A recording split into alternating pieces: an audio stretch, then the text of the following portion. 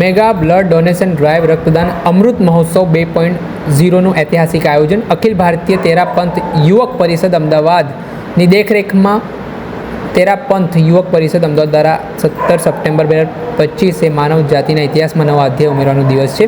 અખિલ ભારતીય તેરાપંથ યુવક પરિષદ એ વિશ્વની સૌથી મોટી સ્વૈચ્છિક રક્તદાન સંસ્થા પોતાના 62મા સ્થાપના દિવસ અને માનનીય વડાપ્રધાન નરેન્દ્ર મોદીજીના 75મા જન્મદિવસ પ્રસંગે રક્તદાન અમૃત મહોત્સવ 2.0 અંતર્ગત અમદાવાદના પ્રતિષ્ઠિત નરેન્દ્ર મોદી સ્ટેડિયમ મોટેરા ખાતે વિશ્વનું સૌથી મોટું મેગા રક્તદાન કેમ્પ આયોજિત કરી રહી છે। આ અભિયાન સેવા, એકતા અને જીવ પ્રેમનો સંદેશો ફેલાવશે।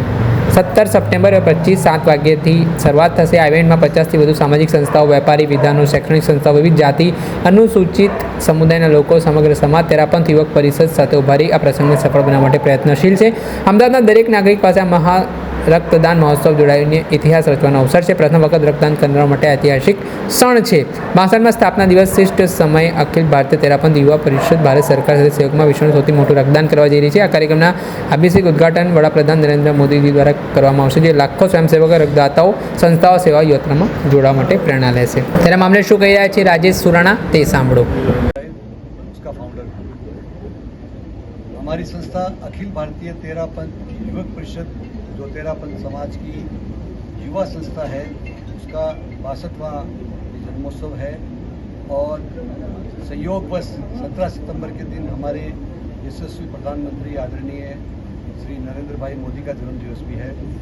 ऐसे अवसर पर ये दिवस मानवता का जन्मदिन बन जाए, इस ओर हमने प्रयास करके इस बार 17 सितंबर 2025 को पूरे अंतर्राष्ट्रीय स्तर पर और पूरे भारतवर्ष में एक महायज्ञ का आयोजन करने जा रहे हैं, जिसका नाम है मेगा ब्लड डोनेशन ड्राइव। और इसमें पूरे भारत में 7,500 से ज़्यादा कैंप लगाए जा रहे हैं।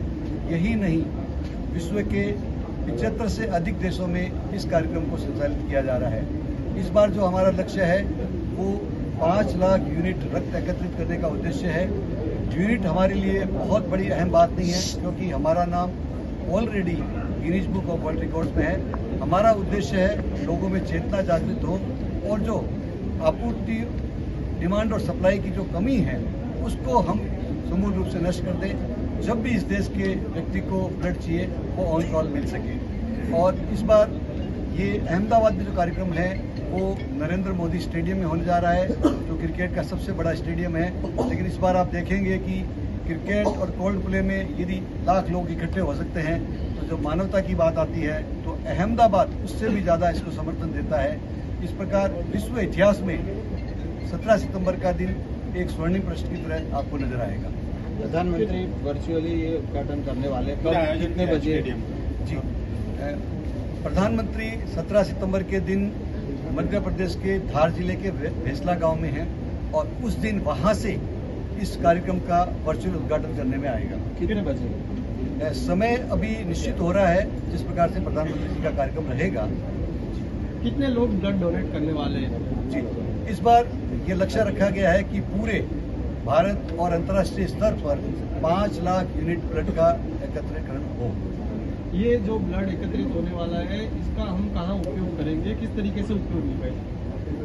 ये जो ब्लड एकत्रित होगा, वस्तुतः रक्त एक ऐसी चीज़ है जिससे आप अपने घर पे नहीं रह सकते। ये जो रक्त एकत्रित होगा वो ब्लड बैंकों के पास जाएगा, वहाँ से प्रोसेस होकर जब जब जरूरत होगी उसका उपयोग किया जाएगा। कितनी ब्लड बैंक है यहाँ गुजरात की?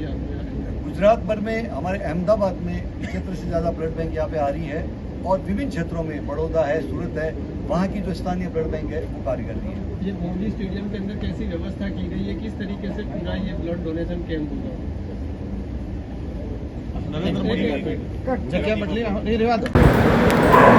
આપણે સાંભળ્યા હતા રાજેશ સુરાણા, સાથે જ મુકેશ ગોહિલિયાનું પણ નિવેદન સામે આવ્યું છે, તે પણ સાંભળો।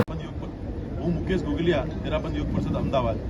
મિત્રો, આખા ભારતની અંદર જે બ્લડ ડોનેશન કેમ્પનું આયોજન થઈ રહ્યું છે એના ભાગરૂપે આ વખતે અમદાવાદની અંદર અમે માત્ર એક જ કેમ્પમાં ખૂબ જ મોટી સંખ્યાના ટાર્ગેટથી આ કેમ્પનું આયોજન કરી રહ્યા છીએ, જે નરેન્દ્ર મોદી સ્ટેડિયમ મોટેરા ખાતે છે।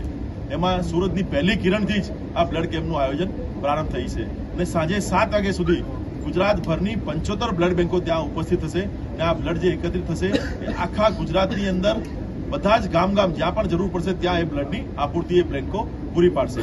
અમે માત્ર આ કેમ્પની અંદર પબ્લિકને લાવવાનું અને બ્લડ કેમ્પોને બ્લડ આપવા માટે એક બ્રિજ, એક સેતુ રૂપે તેરાપંથ યુવક પરિષદ અમદાવાદ કાર્ય કરી રહી છે. આ એક માનવતાનો ખૂબ જ મોટો કાર્ય છે. એમાં હું આહવાન કરું છું કે જેને પણ રજીસ્ટ્રેશન કરાયું છે એના સિવાય પણ ત્યાં ઓન ધ સ્પોટ પર રજીસ્ટ્રેશન છે. ત્યાં ખૂબ જ સારી વ્યવસ્થાઓ છે. 1 નંબરનો ગેટ છે, ત્યાંથી વોકિંગ એન્ટ્રી થશે.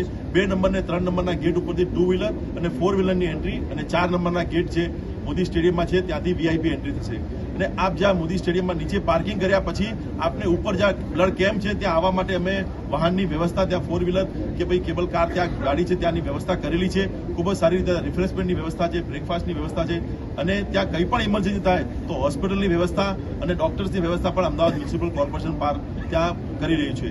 ગુજરાત સરકારનો આની અંદર ખૂબ જ સારો સપોર્ટ મળી રહ્યો છે.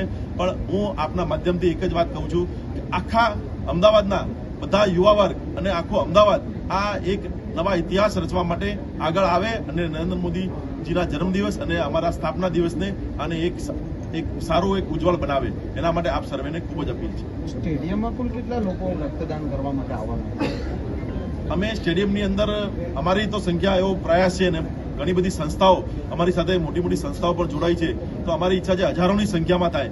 જેમ RP પટેલ સાહેબાનું કીધું કે 75,000 ને 1 લાખ, પણ અમે ઈચ્છીએ છીએ કે ખૂબ જ મોટી સંખ્યામાં થાય. સંખ્યા, કારણ કે આ બ્લડનું કામ છે એટલે ત્યાં અમે પ્રયાસ તો ખૂબ જ કર્યો છે. ત્યાં આવે એટલે સંખ્યા કેટલી થાય ત્યાં એ દિવસે અમે કહી શકીએ. રજીસ્ટ્રેશન થયું હશે ને અમદાવાદ માટે, એ કેટલું થયું અમદાવાદ માટે? અમે રજીસ્ટ્રેશનનો પ્રયાસ કર્યો છે, એમાં હજારો, લગભગ 5-7 હજાર રજીસ્ટ્રેશન પણ ત્યાં થયું છે. પણ રજીસ્ટ્રેશન કરાવવા પૂરતું કર્યું છે. ત્યાં વોકિંગ કેટલા લોકો પહોંચે છે અને કેટલાનું બ્લડ શું છે કે જેટલા લોકો ત્યાં પહોંચે એમાં પણ બ્લડ એનું પાસ થવું એ પણ ખૂબ જ જરૂરી છે. બ્લડ બેંકો ખાસું રિજેક્ટ પણ કરે છે, એટલે રિઝલ્ટ ત્યાં કેટલું આવે એ દિવસે જ ખબર પડશે. અમે લોકોને લાવવા માટે જેને અમને વ્યવસ્થા કીધી છે, અમે ત્યાં બસોની પણ વ્યવસ્થા કરી છે. ત્યાં બસથી પણ લાવીશું લોકોને, પાછા તેમની સ્થાન પર પહોંચાડીશું. એટલે સુવિધાઓ અમે બધી જ કરી છે, તૈયારીઓ બધી જ કરી છે. રિઝલ્ટ આપને ને અમને એ દિવસે જ ખબર પડશે. દર્શક મિત્રો, એન કવરેજ ન્યૂઝને આપ લાઈક કરી લો, સબસ્ક્રાઇબ કરી લો અને શેર કરવાનું ભૂલતા નહીં.